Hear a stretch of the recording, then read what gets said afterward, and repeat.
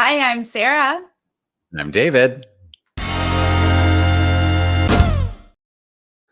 We're going to do something a little bit different today. We want to round up some of our favorite moments of the year, right, Sarah? But first, if you're new to this channel, please click subscribe and give this video a thumbs up. If you want to support us on Patreon, you can find the link in the description. Yes, it's end of the year. David, Yeah. what was this year? I mean, it was a year where you get to watch a lot of television because you're Yes. doing a lot of sitting at home. You're not going Yeah. out. So I feel like we both watched more than our fair share of competitive reality. Look, we're going to watch it. We're going to watch it. But there was even like a time when we thought, oh my gosh, are we going to get new TV? Are we even going to have TV? Yeah. It's just the year has been a roller coaster, y'all. I mean, remember Bachelor Canada was like in production and got shut down mid-production? Wait, was it Bachelor Canada? No, No, sorry. you mean Big Brother. Canada, BB Canada. The other Thank you. Yes, BB Canada. BB Can. David and I were like, let's watch our first season of BB Can. Everyone talks about it. Nope, that didn't work out. The universe said you will not. You will not watch it. Was like, hold my beer and sent us on a cray-cray journey. But there are some highlights to this year. Mm-hmm. And that's what we want to remind you guys of, right? That's right. Yeah. So we kind of picked our favorite moments. Initially, when Sarah sent me the creative for this video, she was like, let's do a top 10. And then I like thought about my favorite moments and sent her a list. And she's like, oh, you did your own top 10? Like, I thought we'd just do one together. And I was like, oh, sorry. I misunderstood the assignment. Yes, that sets us up for, guess what, guys? You have 2 top 10 lists in one video. You're welcome. Yeah. For the price of one. I sent David like 7 things just off the top of my head. Let's do a top 10. Here's some of my ideas. And then David was like, let me just one up you with an entirely different top 10 list. Well, let me tell you, it wasn't easy because I was like, well, I don't want to double up on anything. Just like keep it interesting. Like I loved some of the moments in your list, but I was like, well, I don't want to use any of those. So I came up with 10 more moments. So you're going to get a lot of variety here. Look, it's just more positivity that we're putting out there. Look, 20 things that we came up with. Oh, for 2020. I like it. Ooh, look at that. See, did it on purpose. Meant to be. That's right. Now, I got visuals, but I'm going to just preface that this isn't going to go smoothly. So hang tight. We're live, folks, and we're literally Sarah. I mean, I'm here, but mostly this is Sarah as a one-woman band. You know, I just kind of like sit here and talk and she does everything else. So okay, well, as we dive into it, and we'll see if I can pull up images for you, I'm gonna start with number 10. Okay. I'm seeing this along with you guys for the first time. What? This is great. I love this already. All right, well, hold up. I still gotta find other things. I don't know David's order, so you're gonna say what it is, and I'm gonna try to find the image to go with it. Okay, David? Okay. So you start us off. Okay, so my number 10, this is kind of a softball, but let's remember back to when we were all wondering if Big Brother was going to happen at all this summer. And then we got the announcement. It was official. Big Brother 22 was happening, and it was an all-star season. And that was maybe the last time we were all excited about BB 22. But just do you remember that excitement of like, it's official? It's happening in the pandemic, and we were all so excited for this season. That is a good number 10 because yes, that was when we weren't sure if we were gonna have new TV. We are accustomed to a Big Brother every year, and see, now things are just different. Okay, love it. We did not know. And then all of a sudden they were like, oh yeah, no, we're going to bring you in all stars. Yeah. Don't think about what happened after that, guys. Just remember No, that just yeah, moment. exactly. No, I'm saying very specifically that Mhm. moment when we were all so pumped to have any new TV period, and then for it to be a Big Brother All Stars after so many years waiting for another All Stars. Yeah, That is true. it's a great moment. That's a great moment. My number 10, Uh-huh. I have to say, I have to give thanks to David Hmm. for bringing this into my life, but I was introduced to a woman named Claire. Oh boy. The world already knew her, but I had no idea what an amazing hot mess she was and what kind of drama she was going to bring to my life. And Claire went on The Bachelorette and said, "No, producers, I will do it my way." Mhm. And it was a train wreck that I truly enjoyed. She said, "Show's over, folks. Like, we're not doing this. I know that you put this all together real special to make it happen during the pandemic, but Yes. no, I'm leaving with this man. So sorry about that." I mean, I was so excited for her early this year. I considered putting on my list like the announcement that Claire was the Bachelorette, because I was super excited for that, because it's this woman who has tried for so long and, you know, had so many things fall through for her. And so like the idea of watching an entire season where things would continue to fall through for her was like very tantalizing. And she was like, "That's the one. I found my husband. I'm out of here." She was like, "I'm sorry, how long have you guys been doing this show?" Yeah. I don't think so. We're going to do it differently this year.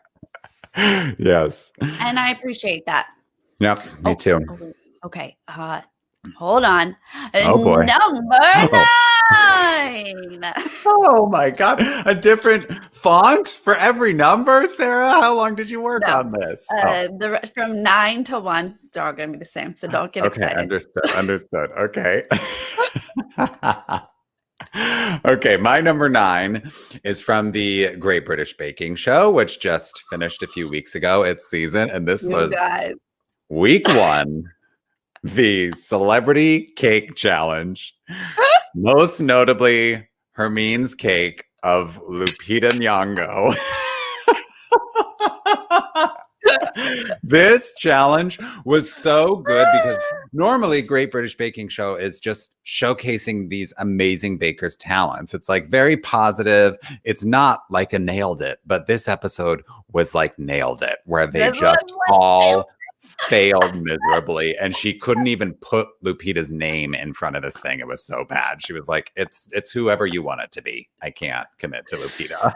This was so funny, and I'm so glad you put it on the list, because just searching and grabbing this image online just made me die laughing all over again, because everyone loves Lupita, and Hermine was trying to do, an ode to is supposed to be a positive, favorable thing.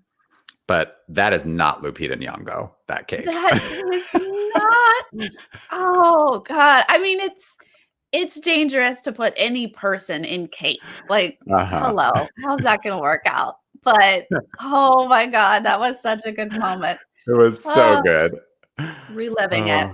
Yep. Thank you. Okay. What is my...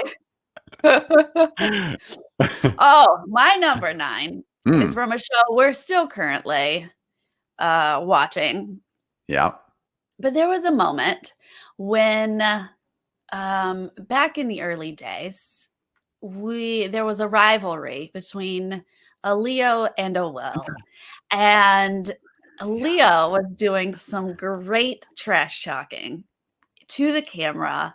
Yep. I hope he's still stuck in the car somewhere back in the garage, something to that effect. And in walked Will. You can't produce that kind of timing. No, it was just perfection in the moment. And then we got this face from Leo because he totally got caught. He was like, "Oh, there they are. Okay."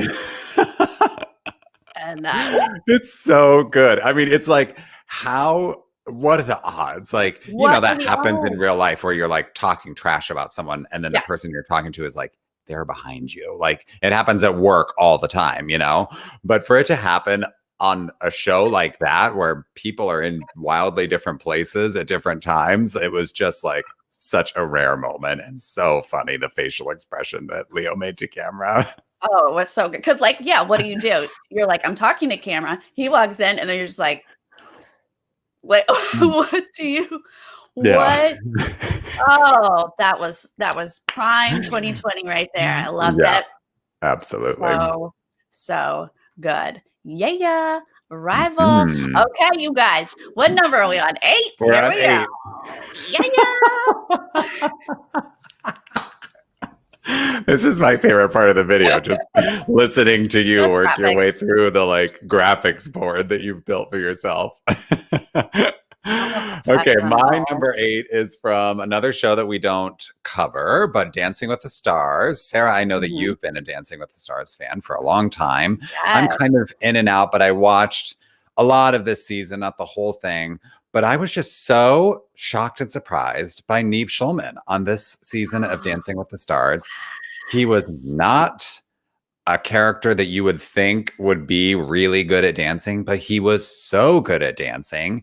And he ended up losing to Caitlin Bristow, who was a former Bachelorette. But he actually, I was like, in my research today, I realized he actually like got more points than she did from the judges over the course of the season, but he didn't end up winning. But like, he was just such a surprise talent on this show. And I just love, you know, scenarios like that.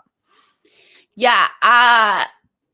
I have something on Dancing with the Stars coming up. Not yet, but I did not realize that Neve was, I mean, we only know him for Catfish.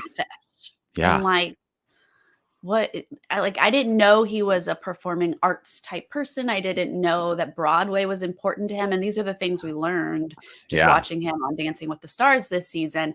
And he was, he turned out to be a pretty darn decent dancer. They actually came in second. You said Caitlin won, which by the way, I keep questioning why you go on Bachelor or Bachelorette and people are like, for your fame. And I'm like, these people are famous. I don't get it.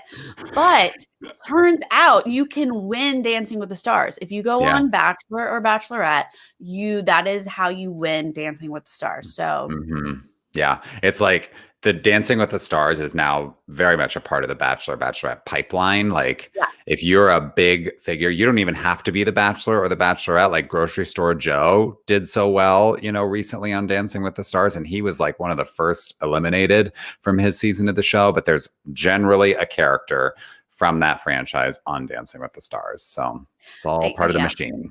ABC, I guess that's what happens. Okay, my number 8 is just a person, Miss Lottie from Great British Bake Off. Okay. God, I love her. She is someone we needed in 2020 and we got her.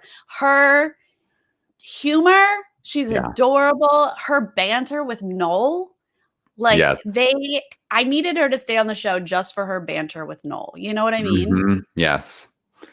She was so much fun to watch bake just on the show. I don't know. Yeah. What else do I say? And she just didn't, you know, she's one of those people who does not take herself seriously at all. She's like very self-deprecating, very British in that sense. And she just kind of had that like sort of dark edge to her that Noel kind of shares. And so he was like, oh, great. Like I can banter with this woman and she's going to like zing me back. And it was so fun to see her. Like she was such a great personality for that show. And it was such a bummer when she went home, but I'm glad that she lasted as long as she did. Yes. So many people, like, this is their thing that they do, right? They go on the competition show that they do this thing and they like take their baking so seriously. And she's like, what, I messed up? Okay, here we go. Like her hair was always like, whatever. And I don't know, I relate to that. Yeah. Loved it. She was great. She was great. Thank you, Lottie. 7. Oh, look at that seamless transition. Getting better. Getting sharp here. Okay, my number 7 is from the Drag Race franchise. I am a huge Drag Race fan. I watch every season. I probably could have done a top 10 list from all Drag Race shows this year because there was there was Drag Race season 12, All Stars 5, Drag Race Holland, the Celebrity Drag Race Canada. Like it's just a worldwide phenomenon now. How did they do so So many?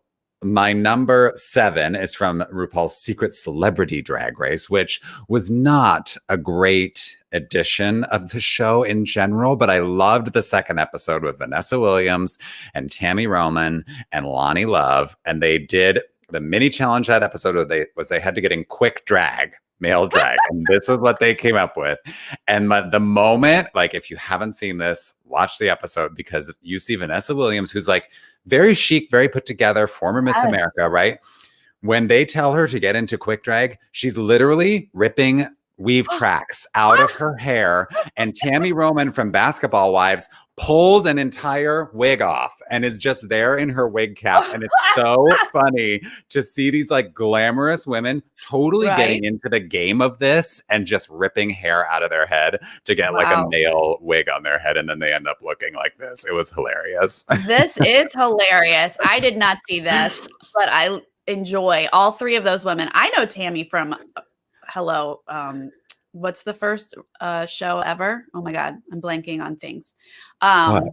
Real World. Sorry, I was about to be like, oh, she was on Real World? Tammy was on Real World, maybe LA or San Francisco. But this is like 90s, y'all. This was like old school Real World. I remember her from that. And then when she became Basketball Wife, I was like, you get it, girl. But love Lonnie Love of always. And that is a hilarious picture. It was so funny. Yeah. Thank you for that. I saw Vanessa Williams in A Coffee Bean and Tea Leaf, and she's just flawless and doesn't age. And absolutely gorgeous. Yeah. Amazing. Okay. What is my number 7? Okay. So my number 7 harkens back to something you've already brought up, but a little bit different. Jenna Johnson is my all-time favorite dancer. She is from So You Think You Can Dance, which is one of my favorite shows. I saw her when she was a nobody on So You Think You Can Dance. She has come back as a mentor. She eventually got on Dancing with the Stars as a professional. I will watch anything that she's on. She's absolutely stunning, and her choreography just gives me life, and I love it. So watching her with Neve became like so fantastic because he actually learned and got better, like we already talked about. But yeah, she is one of my faves, and I love her so much. I love her too. And I remember her from So You Think You Can Dance as well. And she was kind of like a standout ballroom dancer on there, but then she was so good at the other styles on So You Think You Can Dance. And she was like, you know, the ballroom dancers don't always do well on that show, like adapting to other styles, but she really did. And then when she made the transition to Dancing with the Stars, I was so excited because I loved her already. But she hasn't had like a breakout season like this, right? Like, didn't she kind of go from being a pro to she got dropped from the show and then they brought her back or something? Didn't she win just like a couple years ago? Maybe she has won. She is a champion. Okay. And she might have missed a season because she went back on So You Think You Can Dance. They did a weird season, but it actually turned out really fun, where 10 All-Stars picked someone and they paired up. Do you remember this year? I do, yeah. A new person, and then they danced together and like trained them throughout the season. And that really, I thought she had just come so far watching her work with someone in mostly ballroom, but other styles as well, obviously, when you do on So You Think You Can Dance. And I just was blown away that she just keeps getting better. Awesome. She's awesome. Yes, and she's married to Val, and the two of them dance together, and I follow her on Instagram, and it's just like I can only handle so much. Oh my goodness. Yes, she's so great. What are we on? Number 6. Number 6, yes. Okay. So mine is from The Bachelor. Peter's season was at the beginning of this part of the year, filmed pre-COVID. But it turns out that Peter's mother was the real star of this show, as we discovered in the After the Final Rose episode. I mean, she was like a character, you know, anytime we saw her, but that face in the After the Final Rose, because she hated Madison for Hated. Peter and was not nice about it at all. Like there was no tact or softness to her being like, I just don't think she's the right woman for you. Like she Nope. was so blunt and so rude and continued to be rude to Madison's face after the final rose.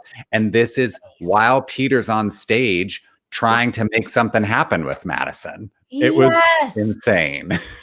Well, I actually watched that and I was like, what is this crazy lady doing? First off, like earlier in the season, she was like sobbing to her son, like, bring her back to us. You know how they do this previews. We don't know who she's talking about, but we just see this crazy lady crying for him to bring this girl back to the family or something psychotic like that. Yeah. Bring her back to the family.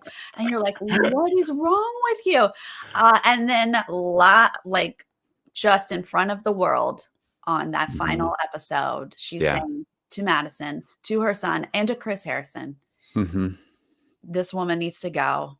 She's not good enough for my son. Yeah. Oh my. It was crazy. It was crazy. I don't know why this is in your top 10, David, but you know I love The Bachelor. She was the mode. She was. And it's not surprising, but they didn't work out, Peter and Madison. No. Peter wasn't ready to settle down. He's too much of a player, I think. So. Madison ran for her life after that. If that was your future mother-in-law saying Goodbye. Guess what? Not working out, period. Not happening. Not going to happen. Sorry. Okay. On a more positive note, David. Okay. My number 7 is these two adorable girls. Talk about a positive note. And Kaylin get their own moment in my top 10 because watching these two girls just be so positive was a bright light in 2020. I think that's an overused phrase, but it's so true at this point. It's so true. Like I could have picked like 4 moments with these girls, honestly. Like they, or young women, excuse me. Sorry, I try not to call women girls. But they just so many times we talked about them like having the worst leg on the race and they show up smiling and still laughing to the mat. Like they were just rays of sunshine the whole show. And then when we got to meet them and interview them, they were exactly what you think they would be. I just love them, those two, so much. Right. Yeah. I mean, if you can sit in a cab that is lost in a different country and you don't speak that language and you can just go, then I give you a moment in my top 10. Okay. I know. Hello. Yeah. Because I would not have handled it like they did. No, not at all. Okay. Halfway through, you guys. 5, right? Number 5. Okay, well, this is a decent transition because Haley and Kaylin were part of my next moment. But my more specific moment from the Amazing Race 32 is the chicken song challenge that they did in Berlin, where they got in those ridiculous tuxedo costumes with chicken legs and had to sing a song in German. And this was one of those challenges where it was like, you just need to perform, and don't worry about, nailing the words exactly. But I mean, look at that. And like, I wish we had a video and could just relive them trying to sing it and doing the stupid performances, because this just made me laugh so much. Right? You loved that challenge so much. I forget what the other one was, because I remember you and I both were like, we do both of these. It was the beer yoga, I think. Or was it beer yoga? Maybe. Yeah, I think it was beer yoga. Yeah. But this one, all the way. I love this challenge. Yeah, that was pretty fun. I mean, put people in chicken costumes. Yeah. You can't go wrong with that, right? No, honestly. No. And like them like bucking like a chicken in a foreign language. It just was so good. God, I loved it so much. Sell it. What is my number 5? Mine is The Circle US. Yes. Now, I know it's been in the UK, but Netflix just brought it to the US in January. We actually started the year before we knew what a hot mess this year was going to be. We started with this show, and David and I didn't get to cover it, but we both watched it, and I absolutely loved the format of the show, and I loved this cast. These kids were so adorable. They're not kids, they're grown adults, but they're so adorable. Yeah, the casting was so good for this first season. Like that really can like make or break the first season of a reality show. You know, we've seen how that works. Like the fact that American Idol got Kelly Clarkson in their first season is the reason that it went on for as long as it did, you know, because they genuinely found a star. And this was such a good group of people and just so different and dynamic and interesting. And you're right. It like it's basically, you know, it evokes reality shows that are already on the air, but it's that modern format of the social media aspect, and you're never actually seeing the people, and that just really gave it such a fun twist. The Circle's a great show. I loved it so much. I applied for it. I went through the casting for it. I wanted so badly to be on it. Did not make it to this next season, but they did shoot another season, and it should be premiering in January. I haven't heard a date yet, but can't wait to watch it, and hopefully we can cover it. I know. Absolutely. Show. Yay! Number 4. Okay.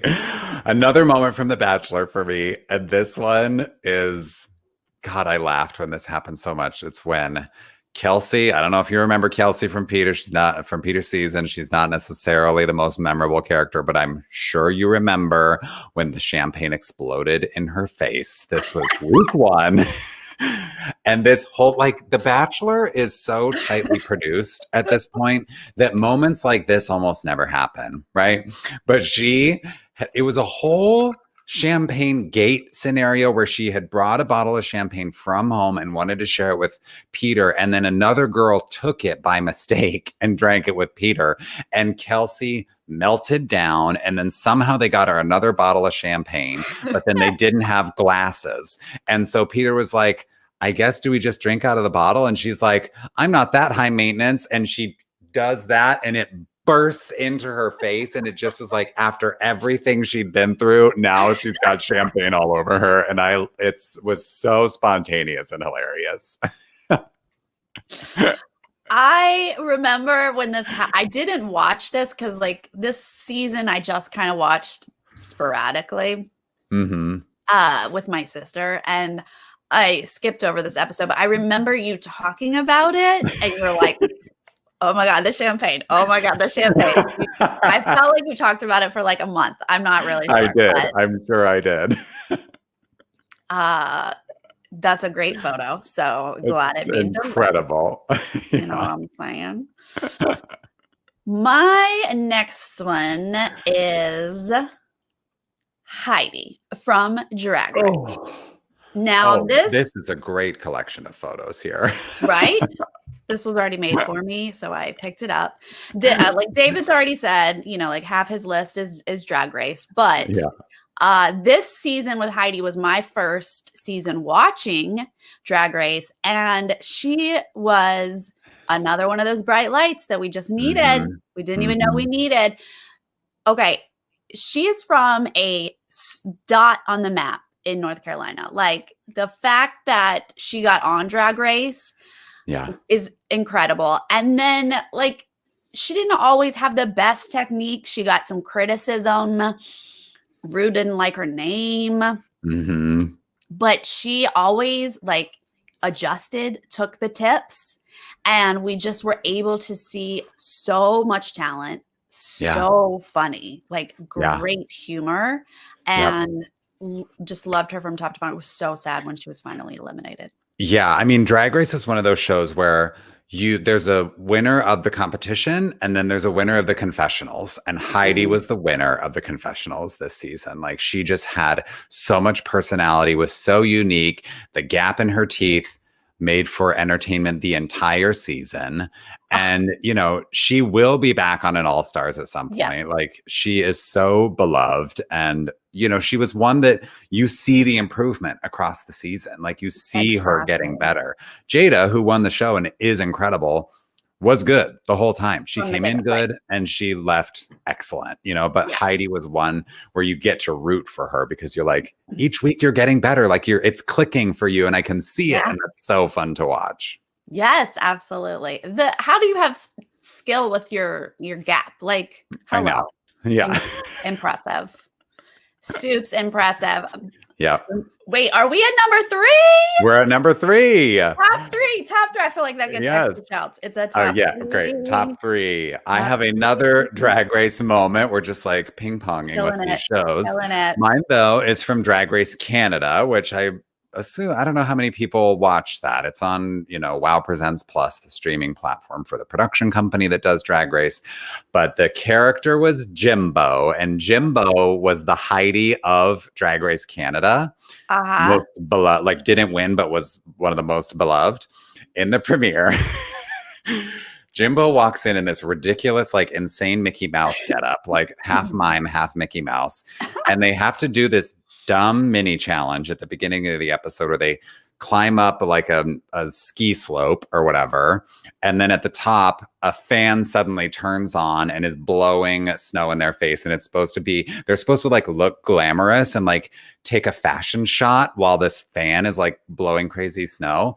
And Jimbo was just like so quick on her feet and just started screaming like for a minute straight, and the judges were dying laughing because all the other girls were like trying to look hot and Jimbo was just screaming like a crazy person. And it was like instant meme on Instagram, and Jimbo was like the character to come out of the first season of this show.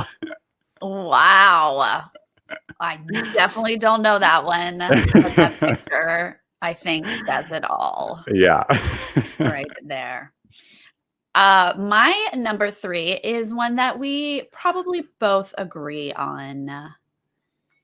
It was Miss Davon's speeches. I'm giving her speeches my number 3 moment because she had, first off, she like had so many great stories that she just said in the house, which are wonderful.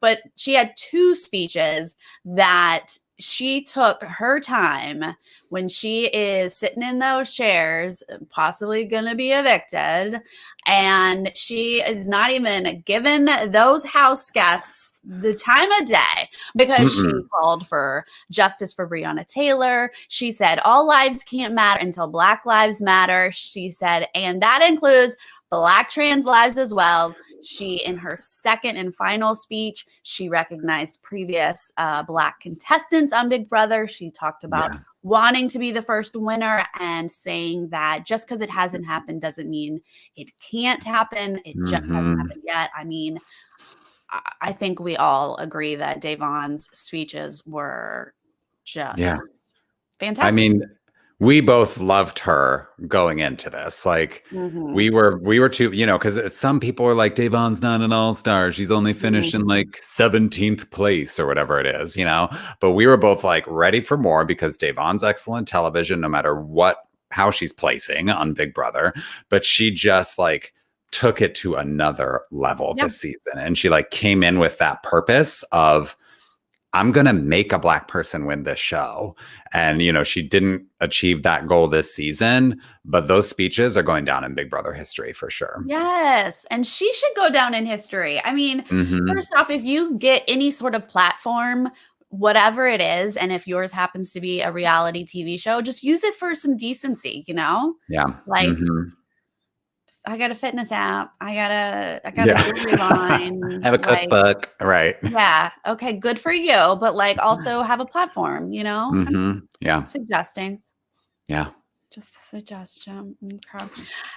Number 2. Okay. Wouldn't be a top 10 list without Survivor 40 Winners at War. And one of my favorite storylines from this season was Natalie Anderson's journey from being first eliminated to sitting in that final tribal and actually getting votes and having, kind of an outside chance, but still a chance to win for a second time. Like, I just loved watching her. She was the princess of Extinction Island and just such a badass. Like, such a pleasure to watch her excel, after such a devastating first elimination. Honestly, yeah. I remember we were all shocked. She went out first, but obviously somebody had to go first. And then what she did on Edge of Extinction blew our minds. Yeah. And then when she came back too, she just like won immunities. She had, the idol in her pocket when she came back from Extinction. She like played such a flawless game once she got back onto the island. And remember the battle back challenge where she had 3 advantages and everybody else only had 1, but she totally effed it up and was like behind and then had to like come from behind again. It was just like high drama. It was so fun to watch. And she had to have been the least fed and nourished, right? She'd been there from the beginning. She should have been the weakest, and she kicked butt. And I don't watch the challenge, but I am rooting for her from afar because she better be killing She's a beast. Yeah, love her. She better wipe the floor with whoever else is on the challenge. I don't know. Yeah. Okay, my number 2 is the duo of Janelle and Kaiser. Yes. Okay. So BB22 did not go the way that we wanted it to, or I don't know, it didn't go well at all. But these two, and we only had 3 weeks with them, maybe? It wasn't much. Yeah. It was not long. But I remember being glued to the feeds because anytime the 2 of them together, I was just I felt like I was glowing. Like I was just like, oh my God, look at, they made me laugh. They made me cry. Their bond is just, I don't even understand what their bond is, but the fact that we got to watch them on live feeds was a gift. Yeah. Like that was so fun. I know. Yeah. I mean, I just remember being so shocked that they were on the show at all. Like we were all every season we're hoping to see Janelle again.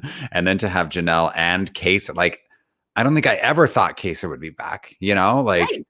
I just never imagined that. And to have the 2 of them back and just to, especially for us, because we had just watched recently the first Big Brother All-Stars. So that relationship was kind of fresh in our minds. And then to see it in the same place, 15 years later or whatever, was so fun. Like the feeds were so much fun to watch early on in the season when they were on it. Oh my gosh. Once they were off the feeds, what was the point? Yeah. Yeah. I like you said, like we can watch Janelle and Kaser on, TV or, we can go back and watch it, but watching them on live feeds, that's a totally different thing, Yeah. So I loved that. That was our number 2, you guys. On number 1. Yes. Okay, here we are. And I'm not going to apologize for giving Da'Vonne extra love on this top 10 list. When Da'Vonne won America's Favorite Player in the finale, that was my favorite competition reality show moment of the year, because like we were talking about before, her goal this season was to get a Black contestant to win Big Brother, and she was so shocked when she won America's Favorite Player.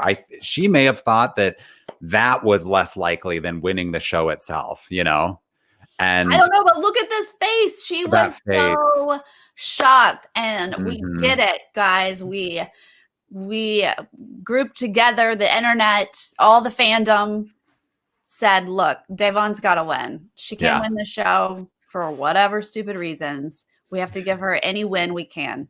Yep. We rallied and we did it. We did it. I was so happy for her. That's right. In this house, yes. and day. That's right. Don't forget it. All right. Well, my number 1 is the entire season. Okay. That was my number 1 of the year. It didn't go, it was difficult to watch, right? I was going to say it didn't go as we wanted, but like is there a way that really this could have been easy? No, we watched our favorites get, voted off left and right. It was so hard to watch at some points, but overall, I left that season, when that season ended, I thought that was incredible. That's the best of the best playing against each other. Yeah. You can mix and match all the moves and say, well, this person should have done that, not this, whatever. But when it's all said and done, that's competition reality show. And so that is my number one for the year. I know. Like that. I mean, that was just so much history in that one season. And, Survivor is, arguably the greatest competition reality show that's ever been created.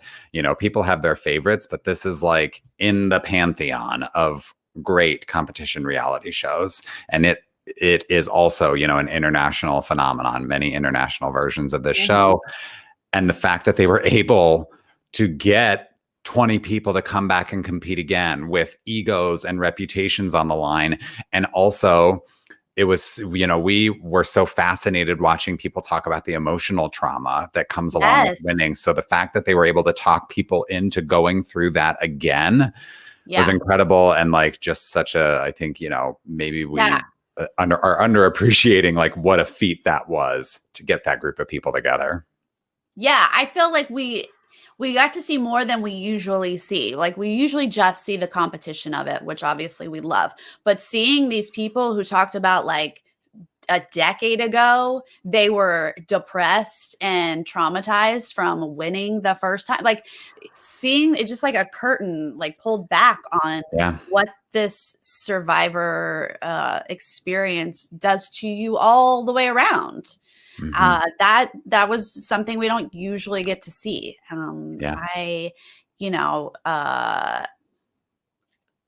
That's I don't have to say more. I don't have to prove it to anybody. That is just how I felt about Winners at War from my personal experience. And like all of this is two different top 10s. Yeah. That are personal opinions. That's right. And I hope that everyone else has their own top 10 that they share with us, or your top 3 or your top 5. Yeah, I want to see it in the comments because, even if you're going to tell us in the comments that we're all wrong and all of our picks are terrible, please do leave a comment because it helps the channel. So I do want to hear what your picks are because there were so many things that I could have put on my list. Right. Like you say, Sarah, I did end up deciding to put Peter's mom on my list. I don't know. I don't know, Sarah. I'm sorry. But no, we don't apologize for any of this. This is just our opinion. And it's just a top 10 list. This is not like that. Right. Yeah, but look, I mean, Jack makes a great point. Big Brother Australia was an incredible show. Yeah. I loved it. And I thought about it and it maybe got like number 11. I wanted to find like what exactly it was about Big Brother Australia that I was putting on the list, but it definitely was better than Big Brother US, but I didn't put that on my list either. So absolutely, Jack, Big Brother Australia they did really well this year. And even like the little bit of BB Canada that we did get to see, like they had some great comps on that show. Like, Canada does their competitions differently than the US. And there was just a lot of good stuff that happened this year in reality TV that helped us get away from other things happening this year. That's right. And that's what all of this is about, is that 2020, wasn't the best year ever. We're all ready for it to just hightail it on out of here. Yeah. Move on to a 2021. See yourself out, 2020. Thank you so much. Please do. Don't let the door hit you on the way out. But we found some highlights, some moments there. Yep. That is our top 10 and top 10. It's your top 20. Yeah. There you go. A little treat for you.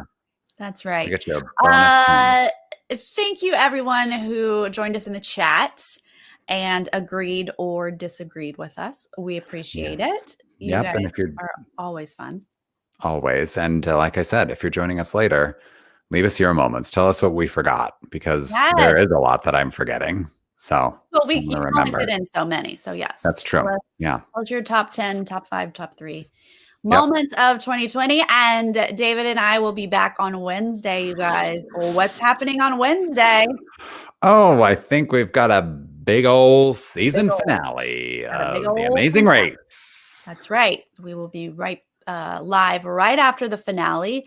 Yes, and then Thursday, we get to talk to all of the top 3 finalist teams. So we will have those exit interviews for you on Thursday. Yeah, guys, we're a legit channel now. We talk to the top 3 finishers of The Amazing Race. Come on, this is amazing. This is so much fun. That might be the highlight of 2020 for us.